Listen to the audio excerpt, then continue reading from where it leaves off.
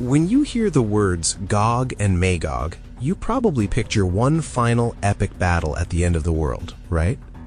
But what if I told you the Bible actually describes two completely different Gog and Magog wars? They're led by different people, they involve different armies, and they're separated by 1,000 years. Missing this one detail is why so many people get confused about end times prophecy. So let's clear all that up right now. Welcome. We're about to tackle one of the most misunderstood topics in biblical prophecy. We're going to cut through the confusion and go straight to the source to uncover the two distinct Gog-Magog prophecies. The first is in the Old Testament, in Ezekiel chapters 38 and 39. The second is found way at the other end of the Bible, in the New Testament book of Revelation, chapter 20. For centuries, people have debated this, with many mashing these two events into a single battle. But as we'll see, the Bible presents them as two separate wars with different timelines, leaders, armies, and radically different results. By the end of this, you'll be able to tell them apart easily, and you'll see exactly how they fit into God's prophetic calendar. Honestly, understanding this is one of the biggest keys to unlocking a clear view of the end times. 1. The first war, Ezekiel's invasion from the north. Let's start with the first prophecy, which Ezekiel spells out for us in incredible detail in chapters 38 and 39. This was written around 2,600 years ago, yet it describes a future event that still hasn't happened. Let's break it down by asking the basic questions: who, when, why, and what happens. First, who is involved? Ezekiel tells us the invasion is led by a figure named Gog of the land of Magog, the chief prince of Rosh, Meshech, and Tubal. In Scripture, Gog is presented as a human leader, a title, kind of like Pharaoh or Tsar, not a spiritual being. He rules over the land of Magog, which most scholars identify as a region to the far north of Israel. And Gog isn't alone. He leads a very specific coalition of nations. Ezekiel 38, 5-6 names them. Persia, Cush, and Put are with them, along with Gomer and Beth Targarma from the far north. Now, trying to pin modern names on these ancient places is tricky, and scholars debate the exact identities, but there are some common interpretations. Persia is almost universally seen as modern-day Iran. Cush and Put are often linked to the regions of Sudan, Ethiopia, and Libya. Meshech, Tubal, Gomer, and Targarma are frequently associated with parts of modern-day Turkey, while many scholars identify Rosh with Russia. The main takeaway is that this is a specific regional alliance coming mainly from the north of Israel. Second, when does this happen? The Bible gives us huge clues. Ezekiel 38:8 says it occurs in the latter years, after Israel has been brought back from many nations and is living in their own land. This points to a time after 1948, when Israel was reborn as a nation. Crucially, the attack happens when Israel is living in a state of perceived security, described as a land of unwalled villages and a peaceful and unsuspecting people. This detail has sparked a lot of debate on the exact timing. Is it right before the 7-year tribulation? Or maybe in the first half of it under a false peace treaty? But the consensus is that it's a future event that takes place before the 1,000-year reign of Christ. Third, why do they attack? The motive is spelled out clearly: greed. Ezekiel 38:12 says they come to seize spoil and carry off plunder, to steal the wealth of a prosperous Israel. The leader, Gog, cooks up an evil plan to grab resources and assembles his coalition for this very materialistic goal. Finally, what is the outcome? This is where it gets dramatic. Israel doesn't fight this battle. God steps in and defends his people directly and supernaturally. Ezekiel describes a massive earthquake, invaders turning on each other in chaos, and a torrent of hail, fire, and brimstone raining down from heaven. Gog's armies are completely wiped out on the mountains of Israel. The aftermath is just as specific and gives us a critical clue. Ezekiel 39:9-10 tells us the Israelites will use the enemy's leftover weapons as fuel for 7 years. It will also take 7 months just to bury the dead and cleanse the land. This long cleanup period is a massive piece of evidence. It shows that normal life goes on after this war, which, as we're about to see, is in stark contrast to the second Gog and Magog war. The whole point of God's intervention is so his name will be known and magnified among the nations and in Israel. Now, this is where the big mix-up usually happens. A lot of people read Ezekiel 38 and 39 and think, okay, that's the final battle.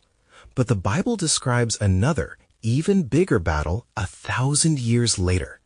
To find it, we have to jump way ahead on the prophetic timeline, past the tribulation, past the second coming of Christ, and all the way to the end of the millennial kingdom. 2. The final rebellion, the battle after the millennium. Over in Revelation chapter 20, the Apostle John lays out the final act of human rebellion. After Jesus Christ has reigned on earth from Jerusalem for 1,000 years, a time of perfect peace and justice, Satan is let out of his prison for one last deception. Let's ask the same questions for this war. First, who is involved? The leaders and armies are totally different. The leader of this rebellion isn't a human prince named Gog. It's Satan himself. He goes out to deceive the nations that are at the four corners of the earth, Gog and Magog, to gather them for battle. Here, Gog and Magog are used in a different way. They aren't a specific northern coalition. It's a symbolic title for all the rebellious nations of the world, a global confederacy against God. The army is described as being as numerous as the sand of the seashore, coming from every direction, north, south, east, and west. Second, when does this happen? The timing couldn't be more obvious.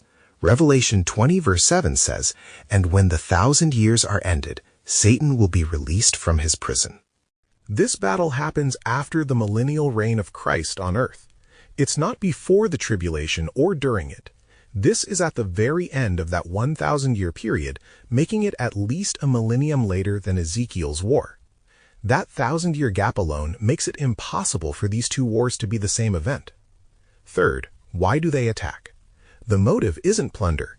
It's a final, direct, satanic rebellion against God and his people. Even after 1,000 years of perfect rule under Christ, there will still be people with unregenerate hearts who choose to follow Satan in one last pathetic attempt to overthrow God. They march across the world and surround the camp of the saints and the beloved city, Jerusalem. Finally, what is the outcome? The judgment is instant and absolute. There's no long, drawn-out battle. Revelation 29 simply says, "But fire came down from heaven and consumed them." The rebellion is crushed in a moment. Right after this, the devil is thrown into the lake of fire forever. And the aftermath? There's no 7-month burial detail. No 7-year weapon burning. Why not? Because there's no time. Immediately after this, the current heaven and earth are gone. God holds the great white throne judgment, and then he creates a new heaven and a new earth. A 7-year cleanup is impossible when the universe itself is about to be remade. The aha moment, a clear comparison. So, as you can see, while they share the Gog and Magog name, the Bible is describing two totally different events. Let's put them side by side. The differences are impossible to miss. First, timing. Ezekiel's war is before the 1,000-year millennium. Revelation's war is after the 1,000-year millennium. That's a gap of at least 1,000 years. Second, the leader. In Ezekiel, the leader is a human prince named Gog. In Revelation, the leader is Satan himself. Third, the armies. Ezekiel describes a specific coalition of nations, mainly from the north of Israel. Revelation describes a worldwide rebellion from the four corners of the earth. Fourth, the purpose. The invaders in Ezekiel are motivated by greed and plunder. The rebels in Revelation are driven by a final, desperate hatred for God. Fifth, the judgment and aftermath. In Ezekiel, God uses natural disasters and the armies turn on themselves, followed by a 7-month burial and a 7-year cleanup. In Revelation, judgment is instant fire from heaven, followed immediately by the final judgment and the creation of the new heaven and earth. Understanding this distinction is so important. It keeps us from misreading current events and trying to force them into the wrong prophetic timeline. It clarifies that God's plan includes a supernatural rescue of Israel before the millennium and a final defense of Jerusalem after it. It shows God's total sovereignty, first in a battle that will make the whole world know he is Lord, and finally in a battle that ends all evil for good. So there you have it. Not one, but two Gog-Magog wars, an invasion of Israel by a northern coalition before the millennium, and a global rebellion led by Satan after the millennium. Knowing the difference between Ezekiel 38 and Revelation 20 helps us read prophecy with so much more clarity and avoid the confusion that trips so many people up. If this video helped clear things up for you, do me a favor and hit that like button and share it with someone who might find it useful. For more deep dives into biblical prophecy and other tough topics in Scripture, make sure you subscribe and click the bell so you don't miss what's next. What other prophetic topics do you find confusing or want to know more about? Let me know in the comments below. Thanks for watching.